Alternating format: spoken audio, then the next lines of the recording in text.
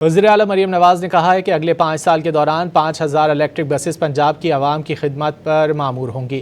طلباء و طالبات کو ایک سال میں 1 لاکھ ای بائکس دی جائیں گی۔ پنجاب حکومت ہر ای بائک پر 70,000 روپے کی سبسڈی دے گی۔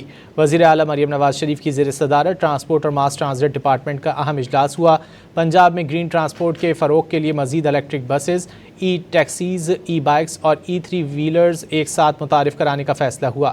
پنجاب نے الیکٹرک بسوں کی مینوفیکچرنگ انڈسٹری کے قیام کا سنگ میل بھی عبور کر لیا۔ وزیر اعلیٰ مریم نواز نے کہا کہ پنجاب اب صرف بسیں چلا نہیں رہا، بسز بنا بھی رہا ہے۔ نوجوان طلبہ کو ای بائک کے حصول کے لیے 14,000 روپے ڈاؤن پیمنٹ اور صرف 2100 روپے بلا سود قسط ادا کرنی ہوگی۔ سرکاری ملازمین بھی آسان اقساط پر ای بائکس حاصل کر سکیں گے۔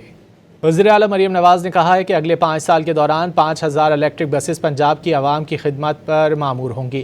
طلباء و طالبات کو ایک سال میں 1 لاکھ ای بائکس دی جائیں گی۔ پنجاب حکومت ہر ای بائک پر 70,000 روپے کی سبسڈی دے گی۔ وزیر اعلیٰ مریم نواز شریف کی زیر صدارت ٹرانسپورٹ اور ماس ٹرانزٹ ڈپارٹمنٹ کا اہم اجلاس ہوا۔ پنجاب میں گرین ٹرانسپورٹ کے فروغ کے لیے مزید الیکٹرک بسز، ای ٹیکسیز، ای بائکس اور ای3 ویلرز ایک ساتھ متعارف کرانے کا فیصلہ ہوا۔ پنجاب نے الیکٹرک بسوں کی مینوفیکچرنگ انڈسٹری کے قیام کا سنگ میل بھی عبور کر لیا۔